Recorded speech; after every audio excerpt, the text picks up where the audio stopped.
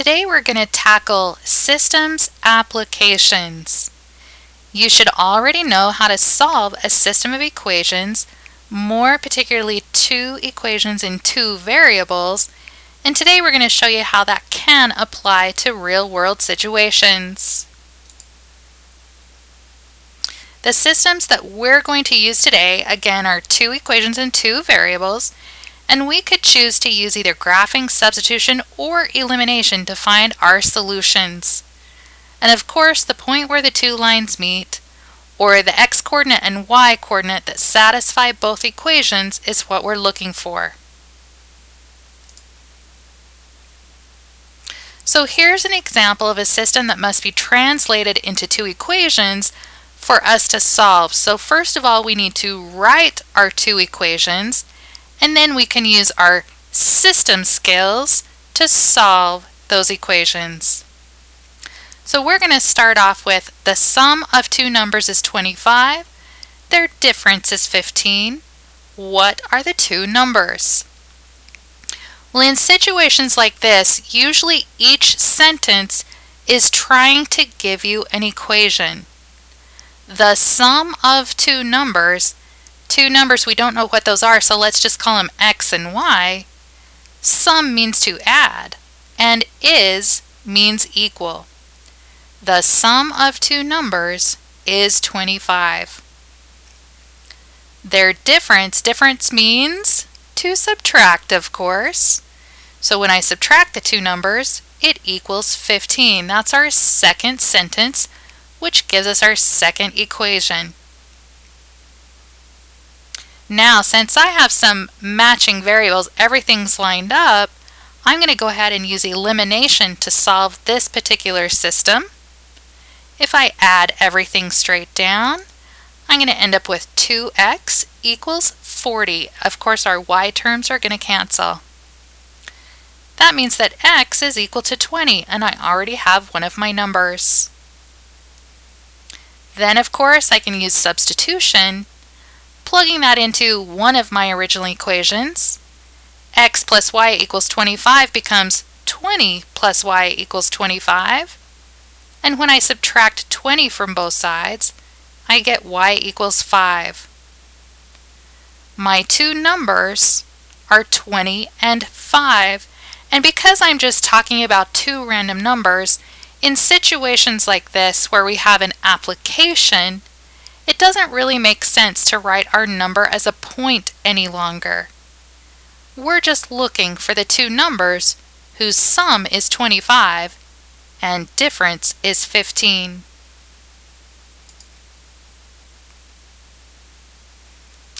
The school that Mark goes to is selling tickets to the annual dance competition. On the first day of ticket sales, the school sold 7 adult tickets and 2 child tickets for a total of $82. The school took in $92 on the second day by selling 8 adult tickets and 2 child tickets. Find the price of an adult ticket and the price of a child ticket. Even though this paragraph sounds extremely complicated, problems like this are actually very, very simple. What you need to do very first, though, is decide what variables you're going to use and what they stand for. And we can kind of do that in the very last sentence.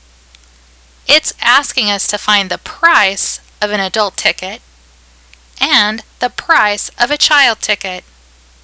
Those are our two missing values. So that's what we're going to define our variables as. I don't have to use x and y. I could use absolutely any two letters out there. Some people choose to use A for adult ticket and C for child ticket, whatever works for you. But that very last sentence basically defines my variables for me. I need to know the price of an adult ticket and the price of a child ticket. Now, the first equation comes from the first day of ticket sales. 7 adult tickets and 2 child tickets for a total of $82 would look something like this. 7 adult tickets and 2 child tickets for a total of $82. The second equation comes from the second day of ticket sales. They sold 8 adult tickets and 2 child tickets for a total of $92. And now I can solve the system. I'm going to choose to use elimination again, but I don't quite have a matching set of terms. I almost have a matching set, but don't forget they have to have opposite signs. So I'm going to multiply one of my equations by -1. It doesn't matter which one, but I'm going to choose to multiply the second equation. Once I do that, I do have a set of terms that will cancel when I add them together. Adding straight down, I get -1x equals -10. Dividing both sides by -1, I get x equals 10. We've already solved for one of our variables. Now we need to substitute that into one of our original equations. If I choose to take the first equation and replace x with 10, I can multiply, subtract 70 from both sides, and divide both sides by 2, and I get y equals 6. Again, since this is a problem that's been given to me in context, it wouldn't really make sense to write my answer as a point. So I need to explain my solution. Remember, if it's asked in context, then answer in context. Since x is the adult ticket price and y is the child ticket price, we can say something like adult tickets cost $10 and child tickets cost $6.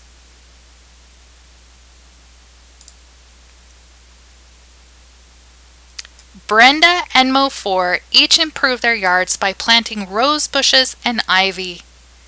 They bought their supplies from the same store. Brenda spent $46 on 6 rose bushes and 5 pots of ivy. Mo4 spent $38 on 6 rose bushes and 1 pot of ivy. What is the cost of 1 rose bush and the cost of 1 pot of ivy? Remember that first we need to define our unknowns. We need to define our variables. And that very last sentence defines our variables for us. Our unknowns are the cost of 1 rose bush and the cost of 1 pot of ivy. Our equations come from their 2 different purchases. Brenda bought 6 rose bushes and 5 pots of ivy and spent a total of $46. Mo4 purchased 6 rose bushes and only 1 pot of ivy and spent $38. Next, we need to solve our system of equations. Again, we came really close to having a set of terms that will cancel, but they won't do it until I have opposite signs. So once again, I'm going to multiply one of my equations by -1. Now I have a system where one of my terms, in this case the x term, will cancel. And I'm left with 4y's equals 8. Dividing both sides by 4, I get y equals 2, and I'm ready to solve for my second variable.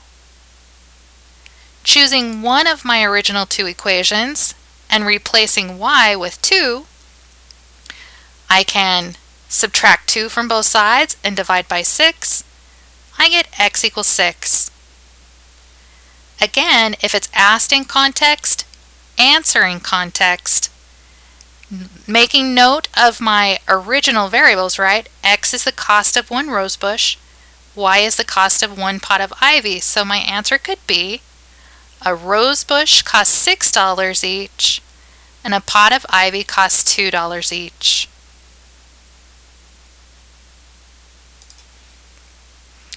A very common type of problem that a lot of students struggle with have to do with current and speed. If I was talking about an airplane, it would be wind speed and airplane speed. These are very common types of problems that we see. Let's say that traveling downstream, a certain boat went 11 miles per hour. That same boat traveling upstream only went 3 miles per hour. We want to find the current and the speed of the boat if there were no current. So basically we were looking for the speed of the water and the speed of the boat. And of course those are going to be our two unknowns. The current, which is water speed, and the speed of the boat. Now, I intentionally made the boat X and the water Y. I'll show you why in just a minute. With the current, the boat and the current are working together to make the boat go faster. And with the boat and the current working together, they went 11 miles per hour.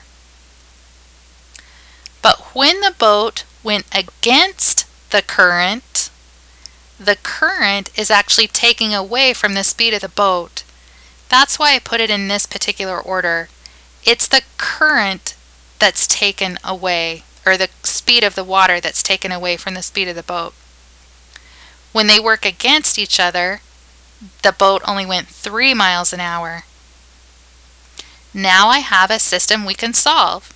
Since I already have a matching set of y's, one positive, one negative, I can go ahead and add those two equations together. And I get 2x equals 14, which gives me x equals 7.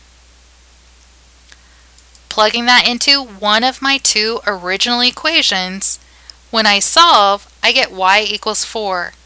When I subtract 7 from both sides, I'd get negative y equals negative 4, which eventually leads to y equals 4. Again, I need to answer in context. The boat travels 7 miles an hour when there's no current. And the current itself, or the speed of the water, is 4 miles an hour.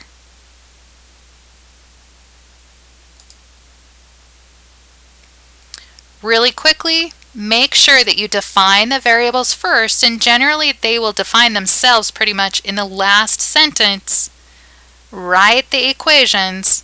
Solve using either graphing, substitution, or elimination, whichever one is best for you. And don't forget to explain your solution in context. That wraps it up for today. Have a great day, and I'll see you next time.